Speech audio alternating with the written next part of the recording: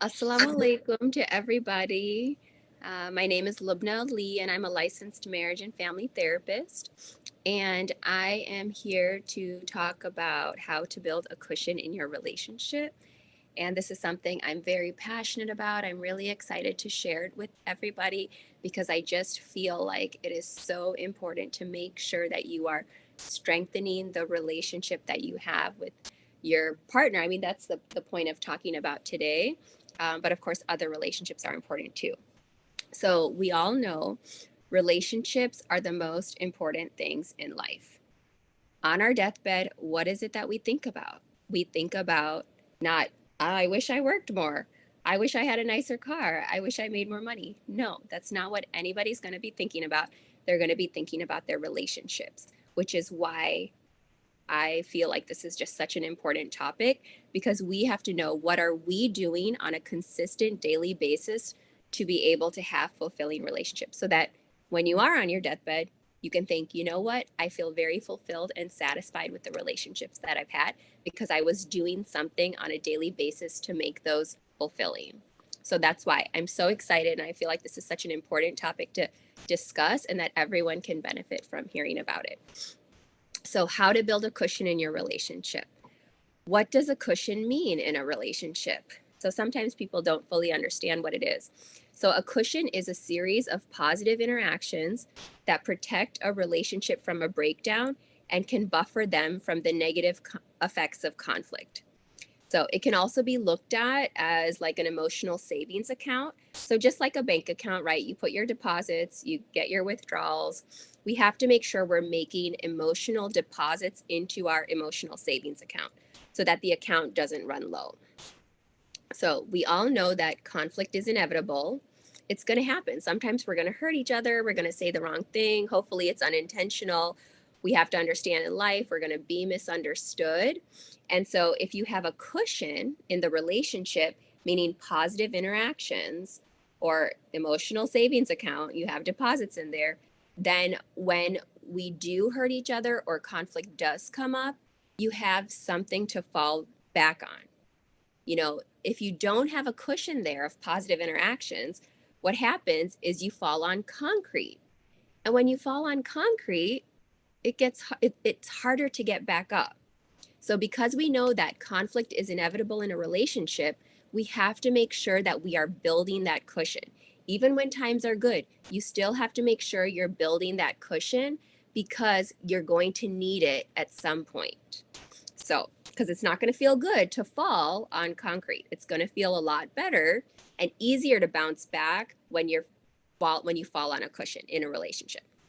So, what I see in my work with couples is that over time, the connection decreases in that, couples can become more like roommates.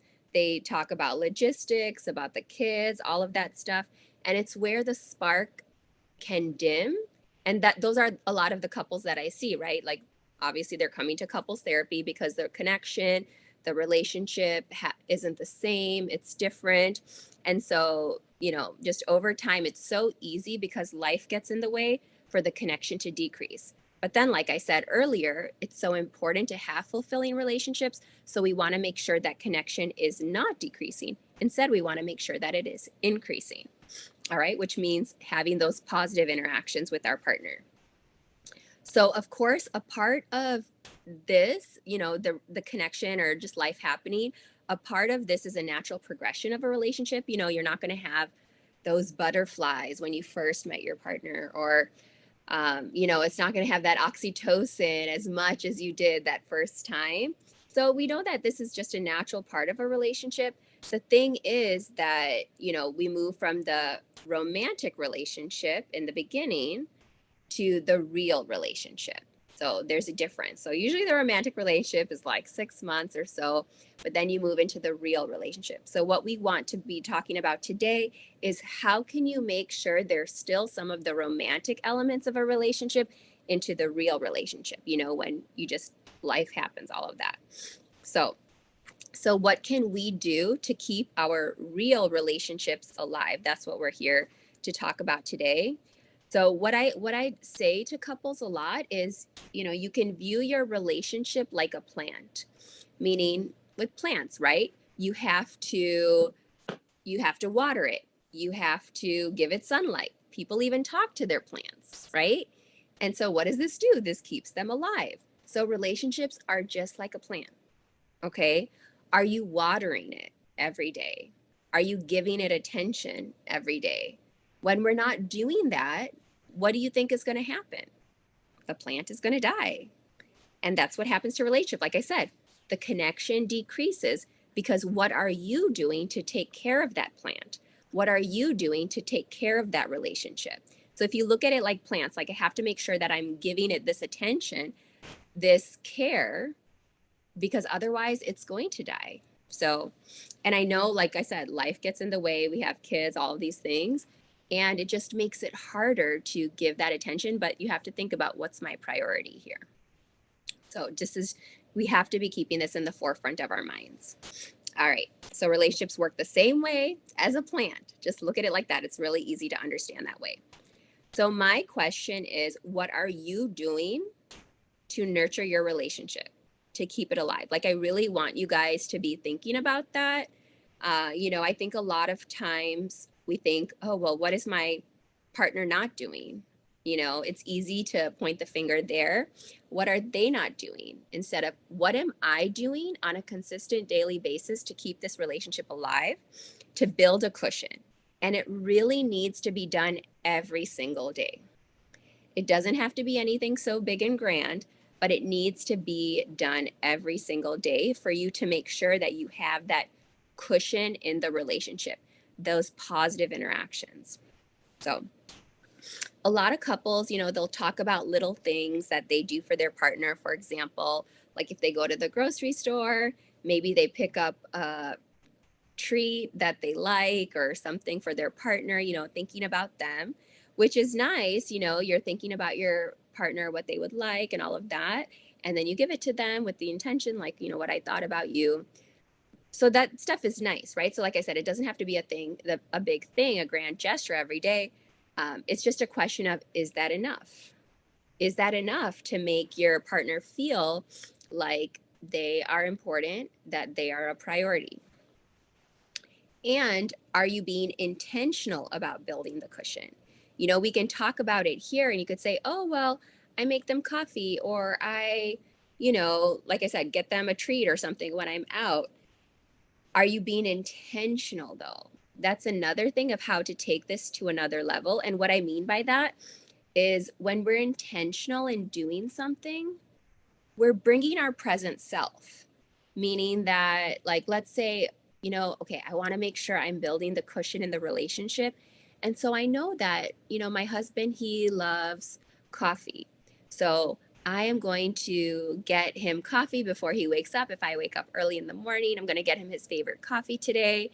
And I'm doing this with the intention to make sure that I am building the cushion in our relationship. So when you do things with intention, you're not just thinking like, oh, well, I can do that. It's easy. No, I'm doing it with intention. So I'm bringing more of my present self.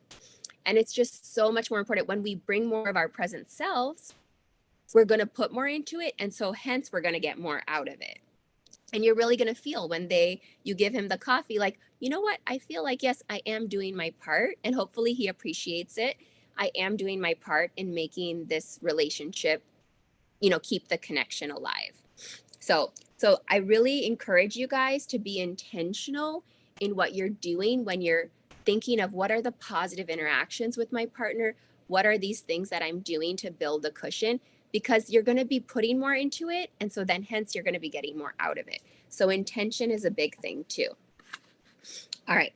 So let's say another example of that is if I say to myself, I intend to give my husband a massage after a long day because I know he works hard and I want him to feel cared for. I am going to be actively working on expressing my love and care instead of just, oh, when he comes home, oh, here, let me just give you a massage. Do you guys see the difference? I know you're not talking back to me, but you just see there's a difference there when you say, I'm doing this, and you say to yourself, you don't have to say it to the other person, but that I am doing this with the intention to give love and to show care.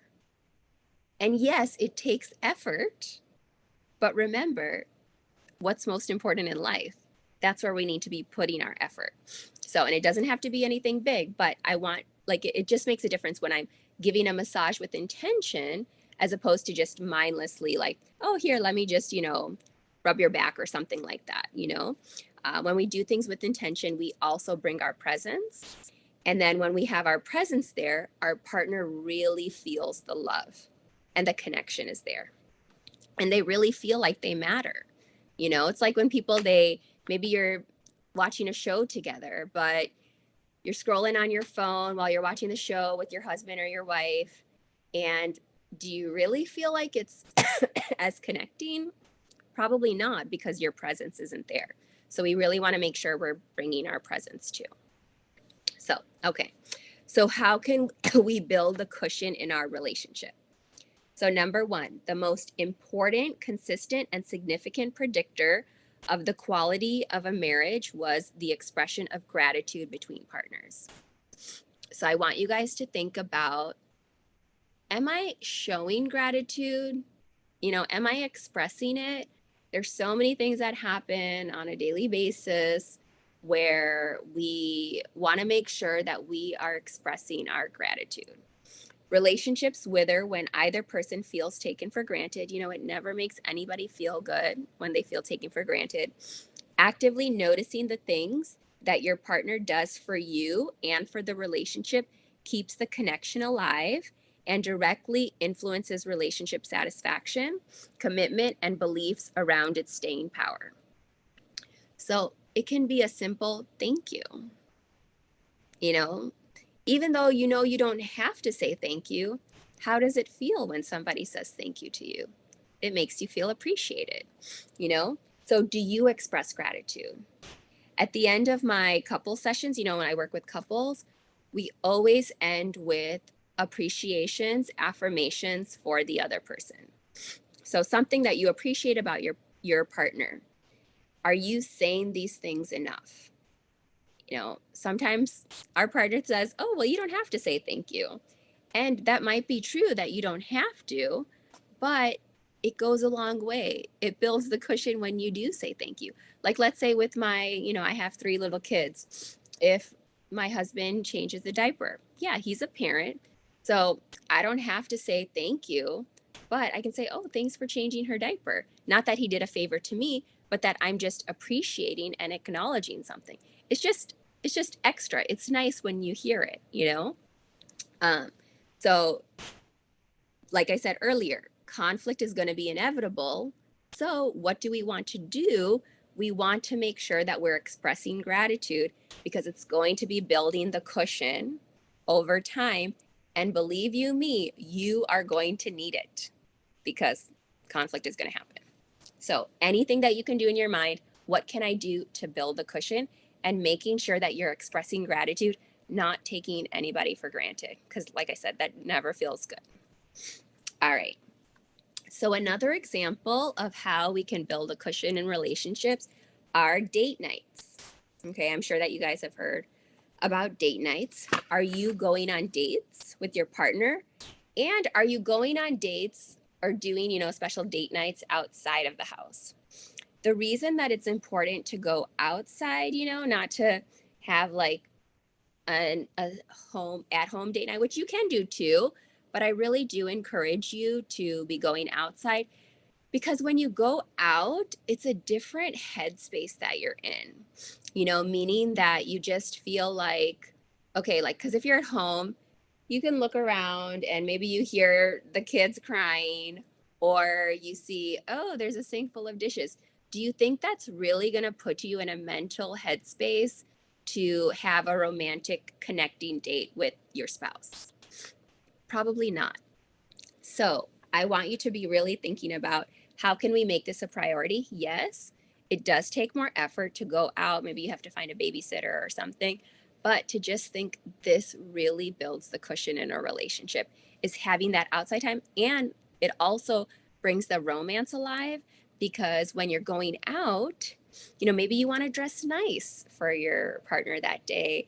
Maybe you want to try out a new restaurant, have a new experience. And so it's just, it just kind of keeps that spark alive too, even though let's say you might not need it, but just remembering this is really going to bring that spark and keep that connection alive. It's so important in relationships, especially when you have kids, especially when life gets busy. It's that much more important. So try to go outside of the house. Like I said, you can still do it at home, but it is ideal if you go outside because your mind is in a different headspace where it's just me and you, me and my spouse connecting and really just being with each other without any other distractions.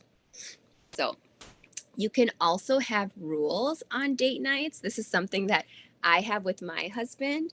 So some of our rules are we don't talk about the kids unless it's like maybe something that they did that maybe brought up something with my own self, you know, or like him or something. But not like, oh, you got to do this with them or this or annoying things, complaining. No, we're not going to be doing that because you know what? That's not really connecting. That's just kind of complaining, and we don't want to do that. We want to make sure this is just about me and you, not about the kids or anything like that. And then we don't talk about logistics like, oh, okay, this is what I have to do tomorrow. Can you take care of them or can you do this or that? Like, that's not what date nights are really supposed to be about for it to be as connecting. And then work stress, you know, no, we don't have to be talking about that stuff. Or being sick. You know, I know this past flu season, it has been really hard on my family.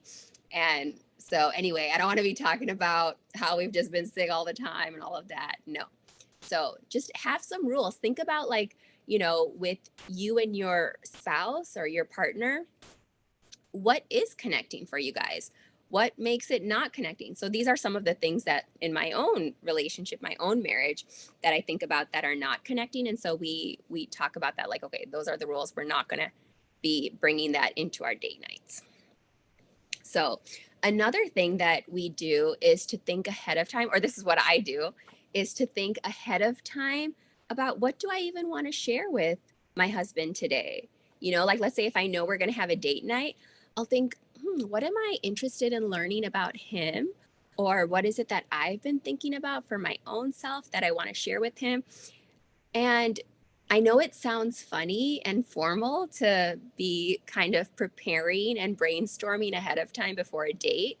But just like, let's say with my sessions, you know, my therapy sessions with clients, I don't just, you know, walk into the room or, you know, call them virtually if we're doing a virtual session and just say, okay, what do you want to talk about?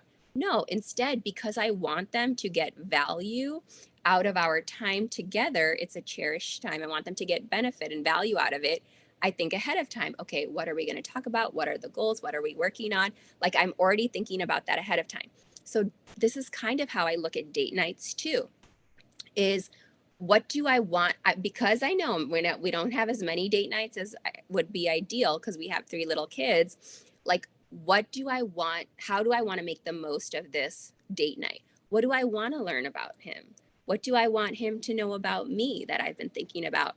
So, and I even told my husband, I think once on our date, I said, oh, you know, I was brainstorming what I want to talk to you about today, what we could share or discuss.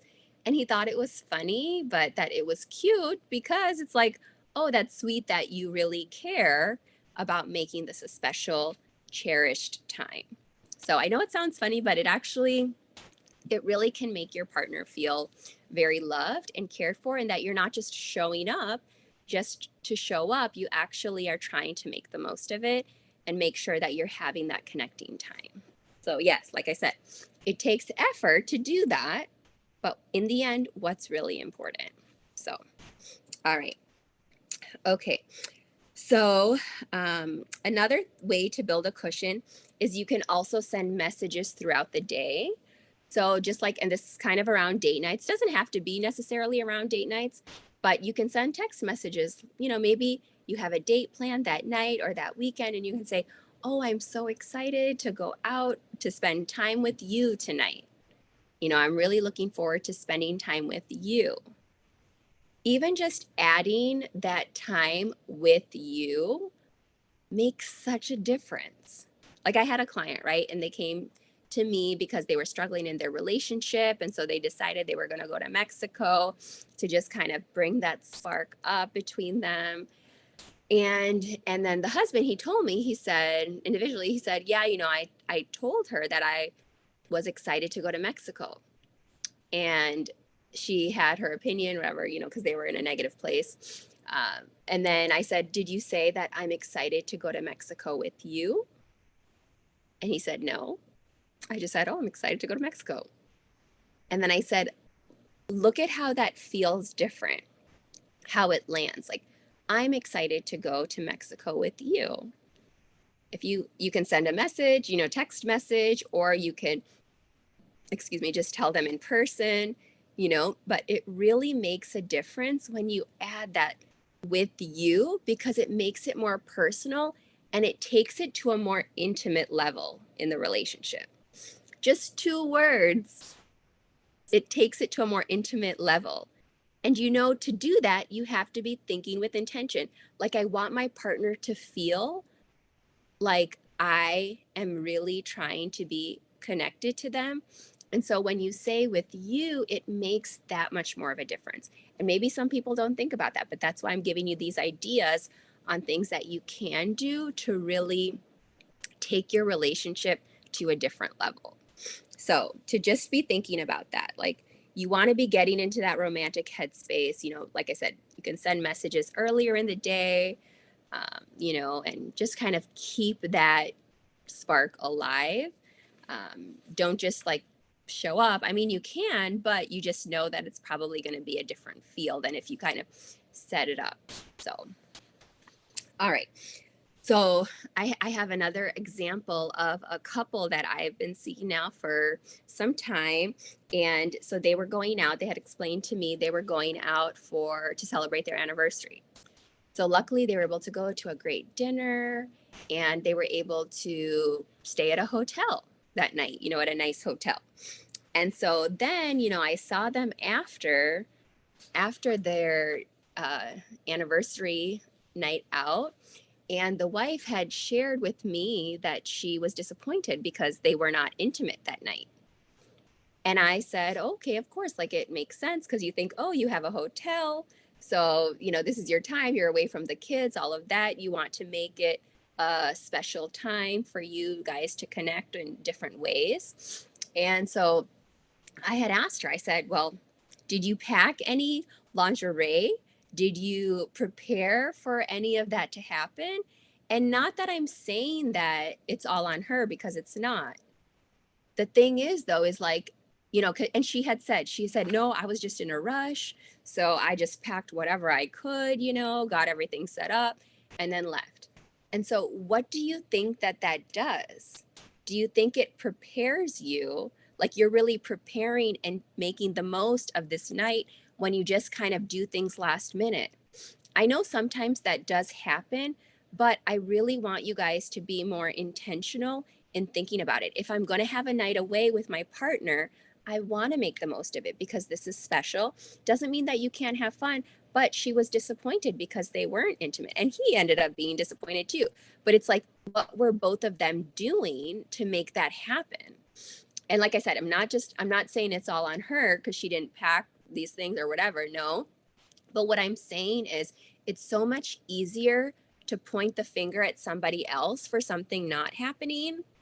Instead, because you only have control over yourself, you can ask, what can I do differently on my end to have made this happen for the date night? If I want the date night to be something special, or if I want our anniversary night to be something special, what am I doing on my end to make that happen? Not what is he not doing or what is she not doing, So it really comes down to you looking at yourself. What can I do? Because I only have control over myself.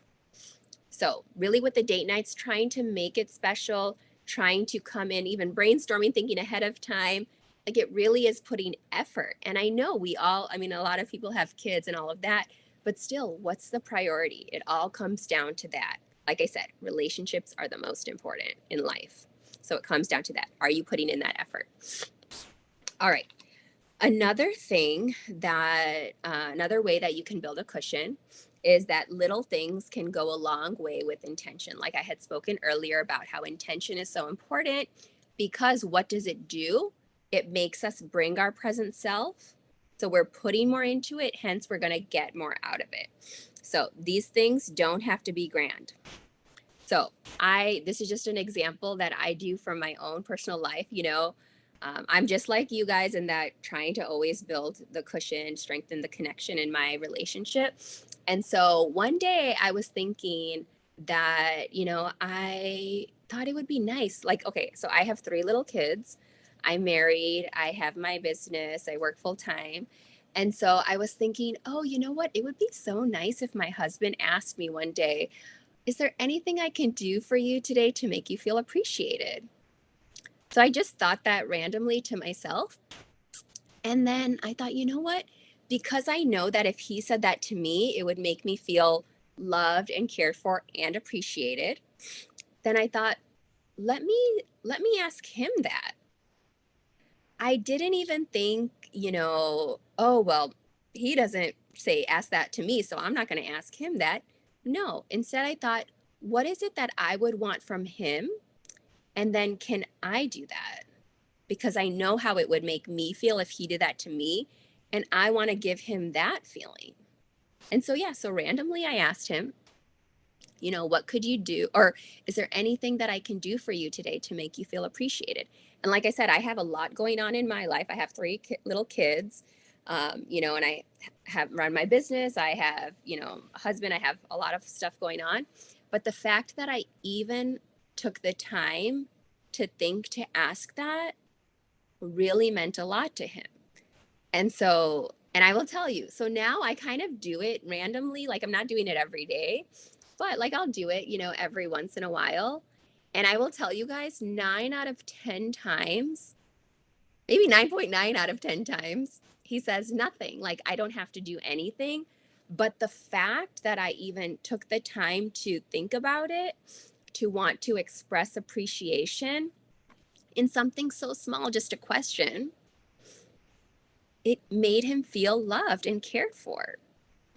That's what it does, So I don't even have to do anything. I just have to think about it.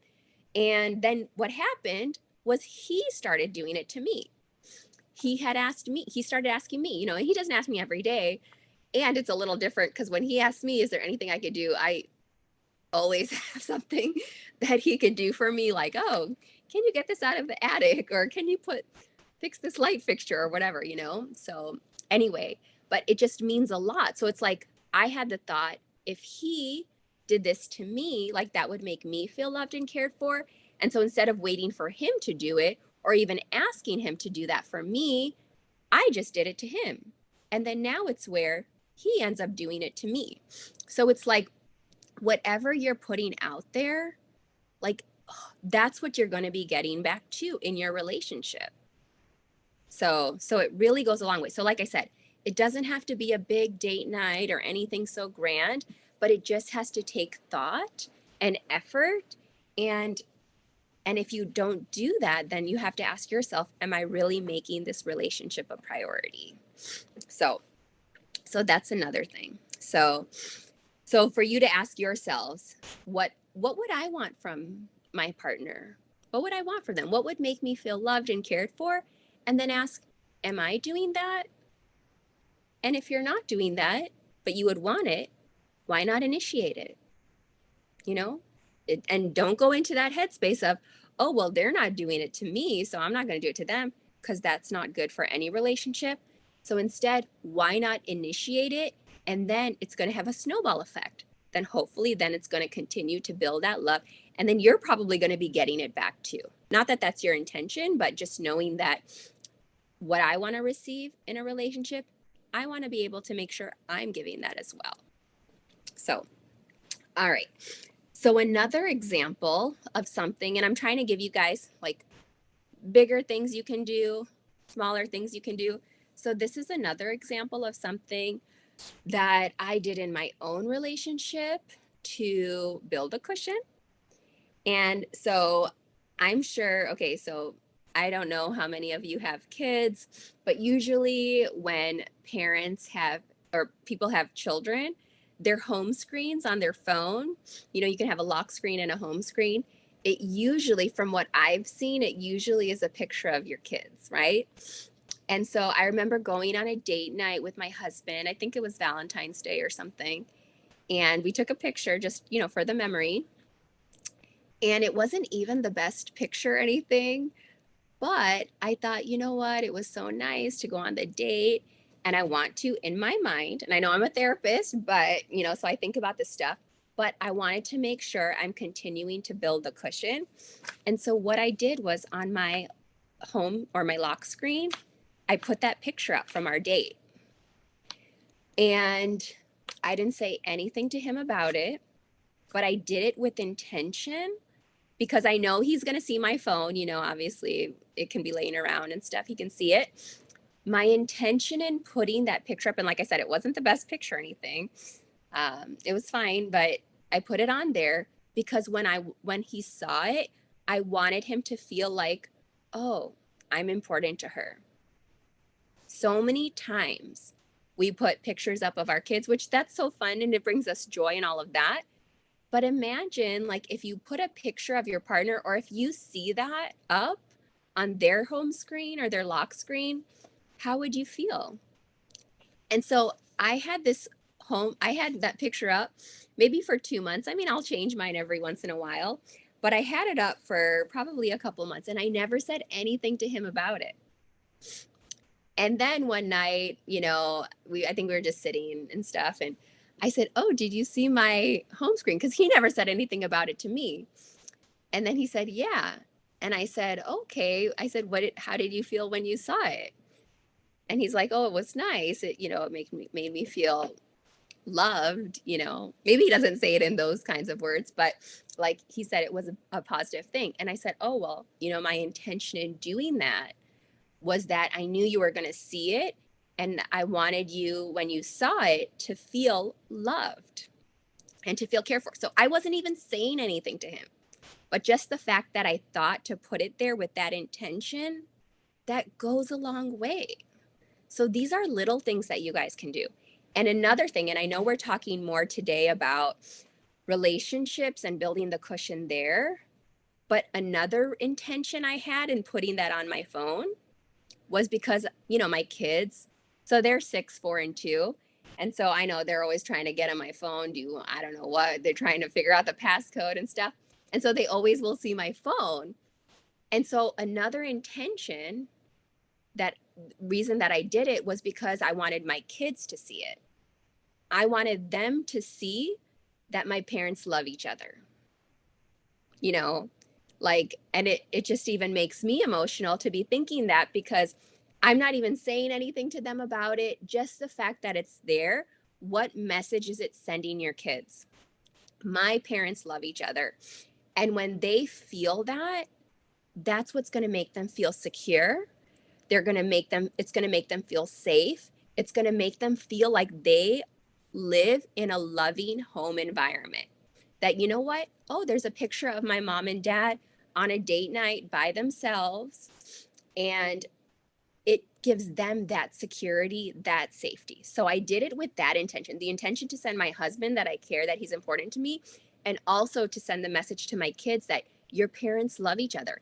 And I know that in our culture, we don't, like in our parents' generation, we're not always raised with outward affection between our parents and all of that.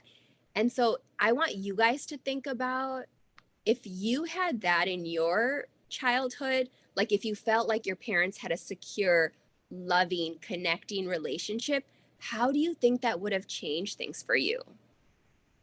Whether that's as a child, as an adult, think about how much, if you saw that secure love between your parents, how do you think that would change your own world? So I did it actually with both intentions, to send love to my husband and then also to send the message to my kids that they are in a loving home because their parents love each other. So just kind of an example, and I do encourage you guys to try these things too, because like I said, it doesn't take so much to do them. It does take thought though and effort. So, all right. So another way that you can build a cushion is there's this thing called sliding door moments. So I will explain what that is. So let's say I'll give an example. So let's say if a wife is watching a movie and let's say she's watching the Eiffel Tower comes on the screen. And then she's like, the husband walks by and she's like, oh my gosh, look at how beautiful the Eiffel Tower is. I hope we can go there one day. And so this is a sliding door moment, meaning you can open the door and you can either walk in and make a connection, or you can slam it shut and just make no connection. So it depends on how he responds. So this is a sliding door moment. She's saying something to have him respond in some way. So he can either open the door and walk through and make the connection. So what he could say is, oh, wow, it is. It's so beautiful. I hope I can take you there one day. I hope I can take you there one day. Just like I was saying, words, little words make a big difference. So what is he doing? He's opening the sliding door, he's walking through, and he's making that connection. And once again, building the cushion. Or what he can do is he can say, oh my gosh, are you seriously watching this stupid movie again? Can you please turn it off? What does that do to her initial phrase? That's him slamming the door shut, and there's no connection. It's closing any possibility for a connection.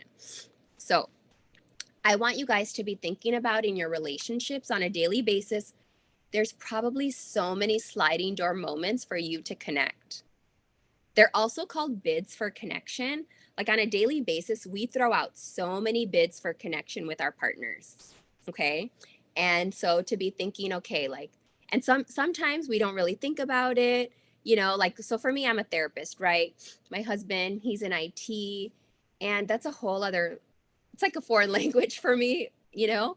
And so sometimes he's talking about something that's IT related or something that I don't really know much about, but I know that he's trying to connect with me. And so even though I don't really care that much, I'm recognizing, oh, he's throwing out a bid for a connection. This is a sliding door moment. So, and believe me, I'm not perfect. So it's not like I get it right all the time or anything, but I want you guys to really be cognizant that our partners are throwing out bids for connection. There are these sliding door moments, and it really is up to us. Do we want to open the door and walk through and connect, or are we going to slam it shut? Because what does that do then? You know, like if your partner is throwing out a bid for a connection, you want to be turning towards them. You don't want to be turning away. So, and when we turn towards the bids for connection, it's, you know, when you turn towards your partner's bids, it leads to growth and the development of a loving, caring relationship. So that's what we want to get more of in building the cushion. Another way to respond, like I said, excuse me. Another way to respond is to turn away. Like I said, when you slam the sliding door shut, right? You ignore your partner's bids, and that has the opposite effect. So whether the slight is intentional or simply caused by mindlessness, you know, you're not even thinking, oh, they're throwing out a bid for a connection here. Continually disregarding your partner's bids leads to increased conflict, hurt feelings, and the deterioration of your relationship. So just like I said, like a plant in the beginning of this talk, you have to make sure you're nurturing, you're watering that plant, you're giving it sunlight, you're giving it attention. All right. And then there's turning against the bids with arguments and hostility, which makes the bidding partner, the person who's giving the bids for connection, feel hurt, fearful. And so the bidding stops. The partner doesn't even try anymore to make bids for connection. And then the feelings are suppressed and the relationship begins to wither. Excuse me. So I'm going to give you guys some examples of different bids and how the examples of what it would look like to turn towards, to turn away, and to turn against. So remember that every day we ourselves and our partners are throwing out multiple bids for connection. So meaning there's so many opportunities to be connecting, which we don't always realize. Okay. So I'll give you an example of a bid, and I'll tell you what the different ways of turning towards, against, and away will look like. So, for example, my partner pours me a cup of coffee as I'm working at the computer. So turning away would mean silence, no acknowledgement. Like he comes, he puts the coffee down, says, "Oh, I made this for you." And I don't even say anything. I'm just working away at my computer, right? That's turning away. Turning against is when I say, "Oh, looks like you made it too weak again." I don't even say thank you. I just say something negative about it. How do you think that's going to make him feel, right? That's turning against. Turning towards is, "Thank you. That's so thoughtful of you for making the coffee for me. I appreciate it." So you just see there's such a difference in how you are responding, right? So turning away would be silence, no acknowledgement, don't even say anything. Like, "Oh, okay." Turning against is, looks like you made it too weak again. So you're making a negative comment on their effort, right? And then turning towards is, "Thank you. That's so thoughtful of you to make it for me." So that's a bid for a connection. All right. Another example is, my partner reads aloud a joke that they think is funny. Sometimes we have different types of humor. And so turning away would be, so they're reading out aloud the joke. Turning away would be, "Have you seen my black shoes?" Like, not even acknowledging what your partner is doing. They're trying to connect. Something's funny to them, so they're trying to share it with you. But if you're just saying, "Oh, have you seen my black shoes?" That's not going to make anybody feel connected, right? Turning against would be, "I can't concentrate when you're reading like that." So what is that doing? They're trying to connect, but you're not. You're telling them what they're doing is distracting you. All right. And then turning towards would be, "Oh, that's funny." Or, "I don't get it. Tell me why it cracks you up." So you're actually trying to engage in whatever they're sharing with you. So like I said, I really want you guys to recognize when there are sliding door moments where you can open the door, walk through and connect. And then when there are these bids for connection, because every day we're making them and our partners are also making them. So it really makes a difference in building the cushion in the relationship. And research shows that for a happy couple to be happy, to stay happy, they have to have a ratio of 5-to-1 positive sentiment override, meaning there has to be 5 positive interactions to 1 negative one for the couple to remain happy and feel connected and safe and all of that. So think about it. 5-to-1, the ratio 5-to-1 of positive sentiment override. You have to have 5 positive feelings to 1 negative one. So, and I'm not saying you guys have to be perfect or anything, but just I want you to be more conscious and more aware of what these little things that happen on a day-to-day basis, how they can really either nurture our relationship and grow it, or it can just dissolve it. And that's not that. I mean, sometimes those are the couples that I see, and you don't want to get to that point. So that's why I'm trying to give you tools and ideas of what you can do to prevent that, to protect the relationship.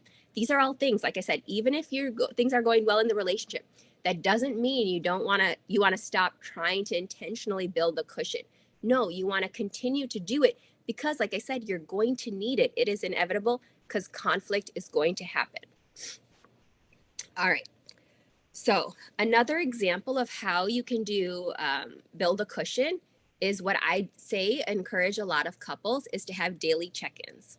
So what that is 5 to 10 minutes a day where you can just touch base, talk about, check in about how you're feeling, how they're feeling, express any hurts. Maybe something happened earlier in the day that they said that you want to just express, "Oh, it hurt my feelings." But that this is to make sure that this is a validating time. It's supposed to be a safe time. So if somebody does come and express something that hurt them, don't defend, don't explain, just say, "I'm sorry, I hurt your feelings. I could see how that could hurt you."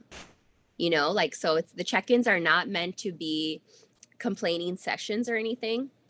It's just meant to be a safe space where you just check in with each other. Or maybe something happened earlier in the day, made you laugh. And so you want to just share it with your partner and you want to laugh with them about it, you know? So it's just 5 to 10 minutes on a daily basis. Because the thing is that every day, you know, sometimes let's say if you're working, you have kids, whatever, you're so busy, people, they don't even connect. Couples are not even connecting. Can you give 5 minutes of undivided attention to your partner? If you can't do that, if it's asking too much, then I think you have to look at, reevaluate what are your priorities. Because the thing is, people can know that, oh, of course, yeah, I know my husband loves me. I know my wife loves me. But do you feel that way? If you can't give 5 minutes a day, then what do you think? How do you think you're going to feel in 5 years? Just like I said, the plant, it's going to die. So you have to be asking yourself, am I making this a priority? On my deathbed, I'm going to care about my relationships. So what am I doing on a daily, consistent basis to make this relationship a priority? And if you can't give 5 minutes, and I see couples all the time, and I always ask, what did you do, like, to build a cushion this past week? Or how are the check-ins going? Oh, well, you know, we were so busy. There's excuses. Even if you're busy, come up with a solution. If you're not, then am I really making this a priority? That's what you have to ask yourself. And your partner, I mean, they have to ask themselves that too. Are you guys really making a priority? So, and for some people, maybe it's not. Maybe it takes too much effort, but then you have to ask yourself, and this is a whole other topic, is what's the standard of our relationship then? Maybe someone's standard is here, like it's lower for a relationship. Like, oh, well, we don't need to be connecting all the time.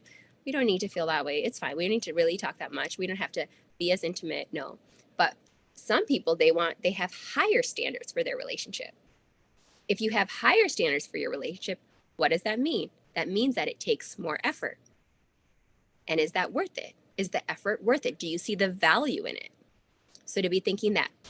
So daily check-ins, I think, are really important because it's making sure that you're not just roommates running by, passing through without really connecting. You're making that time, these 5 minutes a day, where you guys can stick to a consistent time for the most part and just check in with each other. How's it going? What excited you today? Anything? You know, are you nervous about something? What's going on? Like that. It doesn't have to be long or drawn out. It can be 5 minutes, right? Sometimes you don't even have to talk. You can just cuddle with each other. Make sure you're having that connection, that physical connection too, you know? So like it doesn't have to be anything so big. So because like I said, there's a difference between knowing you're loved and feeling loved. So I want you guys to be thinking about that too. So, all right. So the final thing, which I'm sure that a lot of you guys have heard about, the final way of building a cushion is understanding each other's love languages. So, I mean, we can go into a whole other talk just specifically on love languages, but I'm just going to just talk briefly about it. So for those of you who haven't heard, so there's 5 love languages, meaning ways that, you know, usually 1 out of 2 ways that we like to show love to people, and then 1 or 2 ways that we most likely love or feel loved by people. So the different love languages are quality time, gifts, words of affirmation, physical touch, and acts of service. So these are the 5 different love languages. So what research shows is that we usually like to show love in 1 or 2 ways and then like to receive love. Usually it's the same way that you like to show it, you like to receive it that way too, but it's not always the case. But it's so important. I really encourage you guys to know with your partner, what is their love language? You know, is it quality time? Like what really makes them feel loved, the most loved? And then for us to also share what is my love language? You know, do you know what it is? And I think some people, sometimes they have questions about gifts. So gifts, it's not the materialistic side. They think, oh, that's so materialistic or shallow or whatever, but it's not that. It's more the thought that goes into a gift. Like you're really thinking about, oh, what would this person love? You know, because it does take effort to give thoughtful gifts. And so sometimes people, they really love to show their love in that way. So it's not necessarily like the materialistic, you know, way of perceiving it that some people automatically think. But so it goes into a little bit more about that person specifically.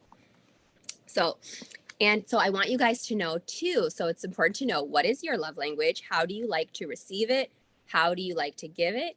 And then what is your partner's? We have to know theirs, because we can be like, let's say maybe your love language is words of affirmation, but you know, your partner, so you try to give words of affirmation to your partner, but then maybe theirs is quality time.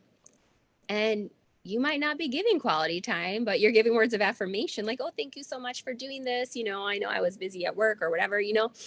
But if you really want them to feel loved and for it to really make as deep of a difference, you have to make sure that you're speaking their love language.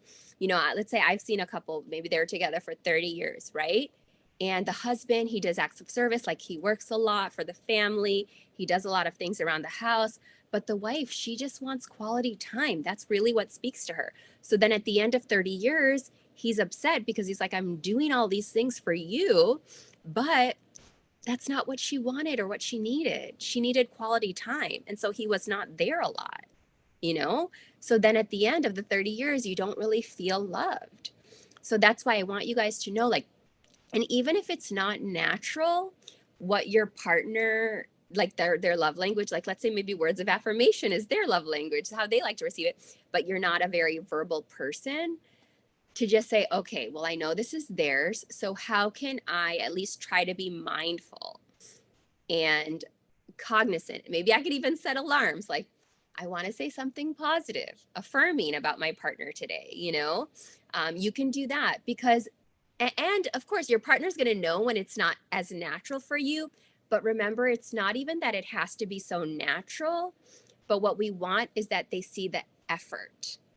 That, oh, okay, maybe you don't give the best compliment, but oh, you're giving a compliment. And I know it's because you're doing it with intention, because you know that that's my love language.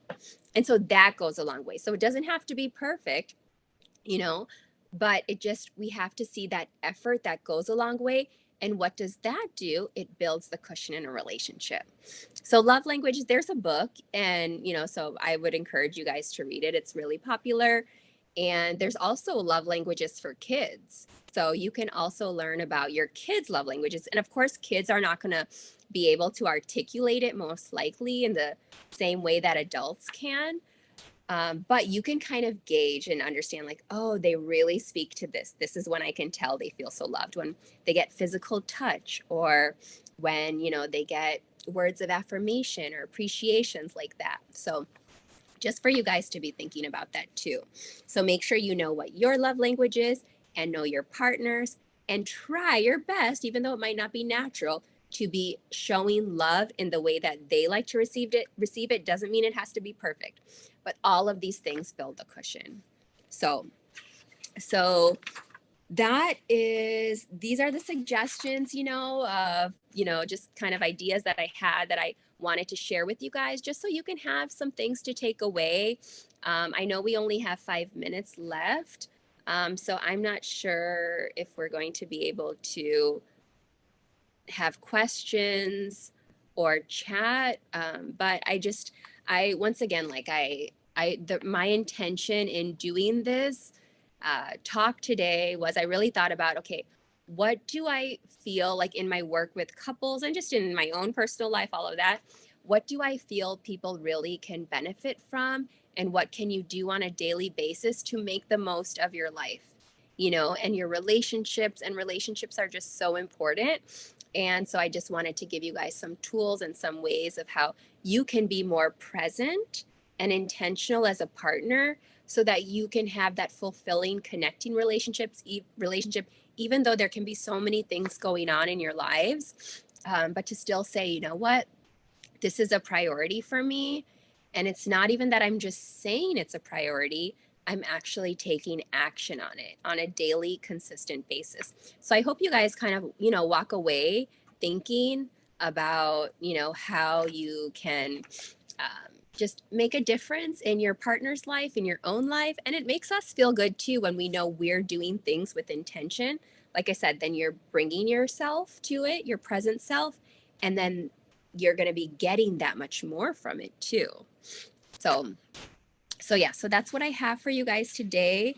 And you know, I am here. I'm a licensed marriage and family therapist. You know, I work with couples. That's one of my specialties. And so, you know, you can always reach out to me. And you know, I think, you know, if anything, just take away some tips on how you can make sure that you're building the cushion and protecting the relationship. Look out for those bids for connection from your partner, and just really, really like even the little things, like they really go a long way.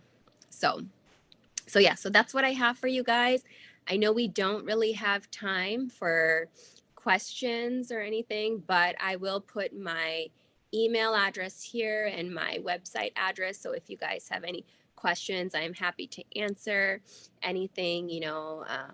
So yeah, so I'm just glad to spread the message and to just, yeah, give ideas on how we can all be living our best lives and really having fulfilling relationships, because in the end, that's really what makes the biggest difference in our lives. So yeah, so I will just write my email here and my website in the chat box. And then if you guys have any questions, like I said, then just feel free to reach out. I know it was a lot of information, but like I said, I'm very passionate about all of this.